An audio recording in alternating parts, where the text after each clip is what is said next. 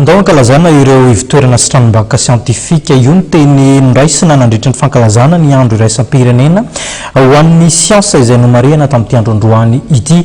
Ny tanora moa ny tena nikendrena ahafantatra ny zava-misy ao anatin'izany.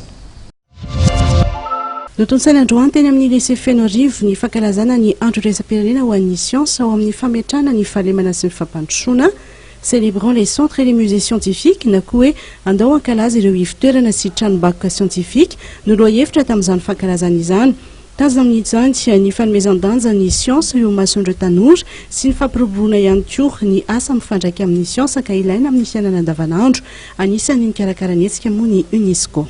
Ho an'ny mpianatra dian'izao dia efa ampianarina ry zareo hoe ireto avy ireo zavatra biolojika mitombondra amin'ny fampandrosoana maharitra afaka ho ampiasaintsika rehetra eto Madagasikara, afaka ampiasaina koa na sy atao any an-trano ahafahan'ny zareo mitondra an'ilay izy ho amin'ny ho avy. Naneo ny fankasitrahany no ny safidianana ny lycée Fenorivo andraisan'ity fankalazana ity ny proviseur ny sekoly ao an-toerana.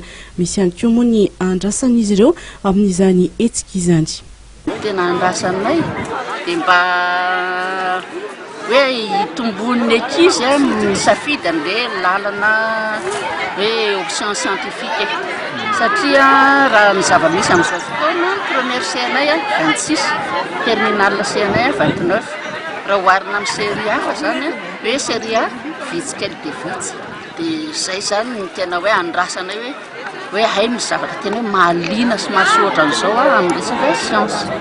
Izay zany ny tena nandrasana. Marina fa nisy ihany koa nandritra ny fankalazana ny fitokanana efitrano fianarana misa efatra izay notontosainy ny ministra ny fanabeazam-pirenena Paul Rabary izay sady filohan'ny voamiera malagasy ho an'ny UNESCO. Nahitana laboratoire miaraka amin'ny kit tamin'ireo fototra afitrasa notokanana androany ireo.